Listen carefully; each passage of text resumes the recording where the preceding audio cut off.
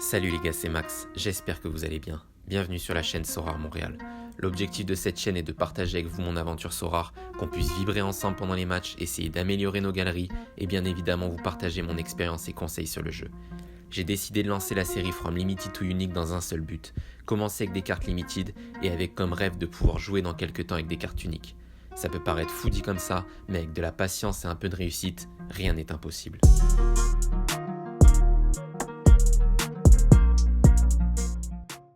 Hola, hola, hola, comment ça va les gars? Bienvenue dans l'épisode 18 de la série From Limited to Unique. Après une GW 298 plus que mémorable avec des T2, en veux-tu, en voilà, allons-nous réussir cette semaine encore à aller chercher de nouvelles rewards?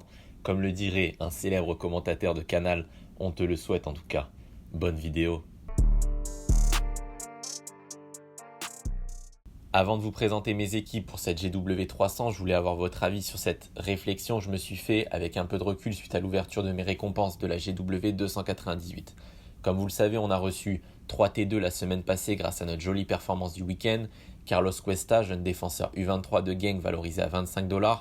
Andrew Farrell qui joue à New England en MLS valorisé à 10$. Et enfin Rhys Oxford, défenseur de 23 ans évoluant à Augsbourg qui lui vaut 12$. Si on fait un petit calcul rapide, il nous aura donc fallu 3 équipes complètes pour aller chercher de telles récompenses. Une America valorisée selon Soardata à 140$, une U23 valorisée à 880$ et enfin une All-Star valorisée autour des 1000$, ce qui nous donne un total d'un peu plus de 2000$, soit 1,3 Ether pour ces 3 équipes. Ma question est donc la suivante, ne vaut-il pas mieux faire une équipe palier avec ces 1,3 Ether plutôt que 3 teams limited compétitives? Si on parle de rentabilité pure sur la GW298, on aura donc gagné avec nos 3 cartes 47$, soit l'équivalent du palier numéro 2 à 50$.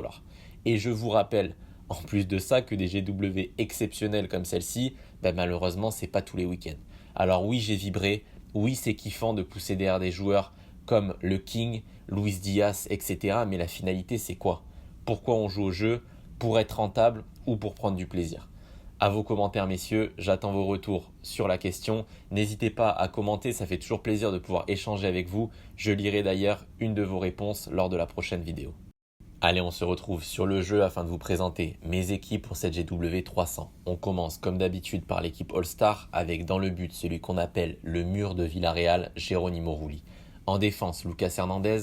Au milieu de terrain, Casemiro qui j'espère sera titulaire pour son premier match avec United. En extra, le jeune Lassi Lapalainen, que j'ai d'ailleurs croisé en courant cette semaine dans le Vieux-Montréal. Je n'ai pas manqué de lui dire qu'il nous régale énormément en ce moment sur le jeu. Et enfin, devant, le capitaine de cette équipe, Luis Diaz, qui reçoit un promu. J'espère qu'ils vont tout simplement leur rouler dessus. On enchaîne avec notre U23. Dans la cage, le frérot Martin. En défense, Evan Dika, après sa prestation XXL la semaine passée, j'espère que la nouvelle matrice ne lui fera pas trop mal. Au milieu de terrain, Enzo Lefebvre à domicile contre Clermont. Ça serait quand même bien d'être décisif, mon grand. Capitaine de cette équipe, Mathéus Tété, l'homme en feu de ma galerie. Et en attaque, Moussa Diaby. On confirme et on passe à l'América. Pour l'América, fidèle au poste, le bon Brad Stuver dans le but.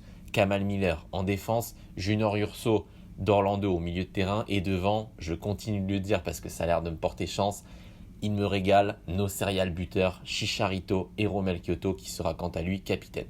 Dernière équipe, et c'est un peu la surprise du chef, une équipe underdog de folie. Je ne sais pas pourquoi, mais j'ai un bon pressentiment pour cette équipe et vu qu'en ce moment, j'ai pas mal le vent en poupe, comme on dit, alors pourquoi pas.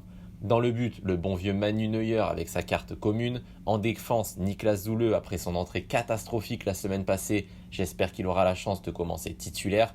Au milieu de terrain, Casemiro avec Manu. Renato Sanchez qui sera lui titulaire face à Monaco avec Paris car Vitinha est suspendu pour ce match. Et enfin, devant, celui qui peut tout faire basculer et nous envoyer en orbite, le King, Kingsley Coman. Voilà les gars pour mes équipes, on confirme et on se retrouve juste après pour le débrief.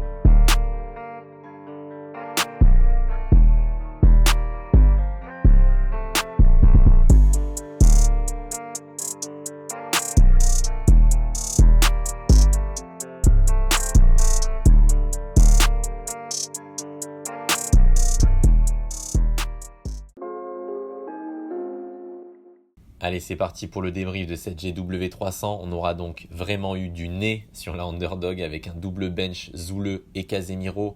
Un Coman malheureusement non décisif qui est tombé sur un Yann Sommer des grands soirs. En ce qui concerne la U23, Evan Dika aura subi la nouvelle matrice avec un joli 0 pointé. Je pense que c'est mon premier 0 depuis mon arrivée sur le jeu, donc ça fait plutôt mal, ça te casse complètement une line-up qui était pourtant relativement bien partie, avec notamment le CS de Martin contre le RFC Serein et la passe D de Moussa Diaby sur une chevauchée fantastique. Ça augure quand même de bonnes choses pour la suite. Pour l'América, c'est la bonne surprise du week-end. J'ai vibré ce dimanche soir devant le match d'Orlando et celui de Los Angeles Galaxy avec un Chicharito encore décisif. Franchement, l'América, j'ai pas vraiment changé de formule. Les joueurs sont les mêmes depuis cet été. J'ai été dans le dur et ça commence enfin à tourner dans le bon sens. Donc ça fait vraiment plaisir. Le CF Montréal que je suis avec passion, ils sont vraiment très très chauds cette saison. Ils font encore le travail à l'extérieur avec un Romel Kyoto qui commence à tirer les coups francs et à marquer des coups francs. Le mec est tout simplement inarrêtable. Si je vous sors une petite stat, c'est son 12e but lors de ses 11 derniers matchs. Donc c'est vraiment n'importe quoi. Ça sera donc une bonne T3. C'est cool, on prend. Pour la All-Star, on va pas se mentir, petit goût amer quand même par rapport à Casemiro. On arrive à toucher une T3, mais on fait 350 puntos avec Casemiro à 32 points qui est rentré juste quelques minutes à la fin du match. Ça aurait pu faire très très mal, mais bon, c'est comme ça, c'est le jeu. Rouli encore en clean sheet, vraiment très très solide et très rassurant dans sa cage depuis le début de saison. Lassi Lapalainen encore décisif avec une jolie passe D. Et enfin Luis Diaz double buteur, comme annoncé dans cette boucherie 9-0 contre Bournemouth. Putain, la prononciation horrible, mais bon, vous avez compris. Résultat des courses, 2 T3. On continue de gagner des rewards depuis la reprise de la saison des matchs européens. Et ça fait plaisir. Allez, on se retrouve sur l'application Sora afin d'aller récupérer nos récompenses de la semaine. On aura donc terminé 320e en America et 1649e en All-Star, ce qui nous donne 2 petites T3, des familles, et ça fait plaisir. Ne perdons pas plus de temps, on clique sur réclamer les récompenses, on attaque par la T3 All-Star. Ça sera donc Argentin, un attaquant, Racing, Gabriel Hoche.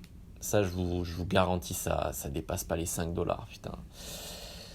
Voyons voir sur Sora Data, 1,66$, la baguette tradition pour Gabriel. Merci madame la boulangère. Allez, on passe au suivant, ça sera donc la carte commune, République tchèque, milieu de terrain, Twente, Michal Sadilek. Welcome, bienvenue à toi mon grand. Et on terminera donc cette vidéo par notre T3 America. Honnêtement, j'aimerais bien tirer un joueur que je connais, s'il vous plaît. Est-ce qu'il y a possibilité d'avoir un joueur du CF Montréal, un joueur de Los Angeles Galaxy? Allez, c'est parti. Argentin, attaquant. Allez Austin, Maximiliano Urruti. Voilà, ça c'est pas mal. On va pouvoir l'utiliser dans cette course au play-off et le combiner avec Brad Stuver. Je sais qu'il a été décisif lors de la dernière rencontre. Ça doit valoir autour des $10. En effet, $12. Voilà, c'est propre. Putain, il suffit de demander en fait.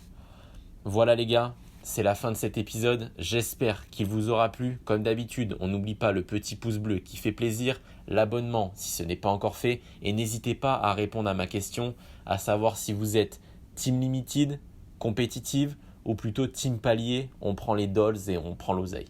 Sans forcément du fun, mais bon, au moins, voilà, on est rentable, quoi. Donc, n'hésitez pas à commenter, ça fait toujours plaisir. Sur ce, j'espère que notre série de récompenses va continuer, parce que là, on est quand même sur une sacrée streak, donc si ça peut continuer, c'est que du bonus pour nous. Et sinon, je vous souhaite une bonne fin de semaine. Ciao!